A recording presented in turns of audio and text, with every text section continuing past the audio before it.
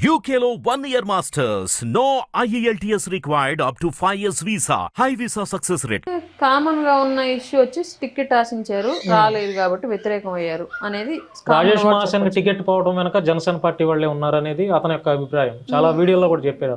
అతని అభిప్రాయం ఏండొచ్చేమో కానీ యాక్చువల్ గా రాజేష్ మహాసేన్ టికెట్ పోవడానికి మెయిన్ కాదు కారణం, వైసీపీ కారణం. అతని పాత వీడియోలన్నీ డిగ్ చేసి మరి అది చేసింది జనసేన వాళ్ళేగా. జనసేన కాదండి, వైసీపీ వాళ్ళు ట్రోల్ చేశారు ఆ వీడియోస్ అన్ని కూడా. జనసేనకి ఆ వీడియోస్ మళ్ళీ పాతవి తీసుకొచ్చి బయట పెట్టడానికి జనసేనకి సంబంధం లేదు అసలు. యాక్చువల్ గా జనసేన లోకల్గా ఆ టికెట్ మాకు ఇవ్వండి, మేము ఇన్ని సర్పంచులు జడ్పీటీసీలు ఇంతకుముందు గెలుచుకుని ఉన్నాం, ఈ టికెట్ టీడీపీకి ఎందుకు మాకు ఇవ్వండి అని ఫైట్ చేశారు. ఇప్పుడు ఎట్లా అయితే రాజమండ్రి ఇంకా 3-4 చోట్ల ఫైట్ చేశారు మా వాళ్ళు, ఇది బలమైన సీటు కదా మీరు ఎట్లా ఇస్తారని చెప్పేసి టీడీపీకి.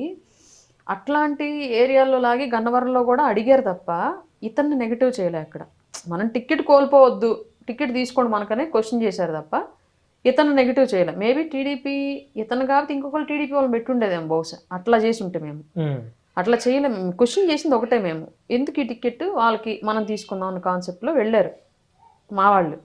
కానీ రాజేష్ మహాసేన్ని వాంటెడ్గా టార్గెట్ చేసి పాత వీడియోలన్నీ తీసి బయటకు కక్ష తీర్చుకుని వైసీపీ పాత వీడియోలు మొత్తం డిగ్ చేసి YCP paid social media handles ఏవైతే ఉన్నాయో, పెయిడ్ యూట్యూబ్ ఛానల్స్ ఏవైతే అవి మొత్తం వేసాయి అతను వీడియోస్. పాత మాట్లాడినవన్నీ మనిషి మారుతాడు సహజంగా. అప్పుడు మాట్లాడిన మాటలు మేబీ అతను మార్చుకున్నాడేమో తెలియదు. మారిన తర్వాత టీడీపీ టికెట్ ఇచ్చిన అది కూడా మనకు తెలియదు. కానీ వైసీపీ అతని మీద పగ తీర్చుకుంది. దాన్ని ఆయన మేబీ వైసీపీతో ఫైట్ చేయలేని అనుకున్నాడా, లేదంటే జనసేన టార్గెట్ అంటే ఆ టికెట్ పోవటం వెనక వైసీపీ వాళ్ళు ఉన్నారా జనసేన వాళ్ళు ఉన్నారా అని ఆలోచన చేసుకోలేనంత వయసు ఆయనకు లేదంటారా?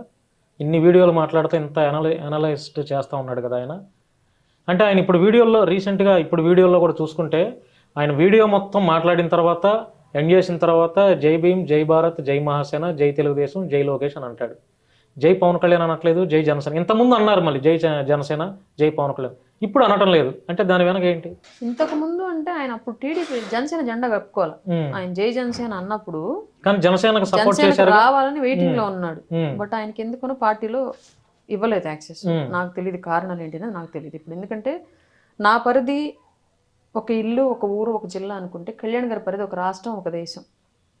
సో రాజేష్ మహాసేన గారి గురించి కళ్యాణ్ గారికి ఏం తెలుసో నాకు తెలియదు, పార్టీకి ఎందుకో యాక్సెస్ ఇవ్వలేదు అది కూడా నాకు తెలియదు. బట్ అతను జనసేన అపార్థం చేసుకోవడం మాత్రం ముమ్మాటికి తప్పే. జనసేనకి అతను టికెట్ పోవడానికి ఏ సంబంధం లేదు. జనసేన ఆ సీటు మాకు ఇవ్వండి అని అడిగింది తప్ప అతని మీద ఏమి నెగిటివ్ చేయలేదు. అతను పాత వీడియోలని తీసి తొవ్వి మరి బయటికి పెట్టింది వైసీపీ. వాళ్ళని తిట్టినందుకు పగ తీర్చుకున్నారు వాళ్ళు. అతను ఎందుకు అట్లా రివర్స్ అయ్యాడో, అతన్ని ఇప్పటికి కూడా ఎందుకు యాక్సెప్ట్ చేయట్లేదు అంటే అతని వాయిస్ని ఎందుకు కంట్రోల్ చేయడానికి పెద్దలు ప్రయత్నించట్లేదు నాకు తెలియదు. ఇది కూడా నాకు తెలియదు, అదైతే నాకు తెలియదు.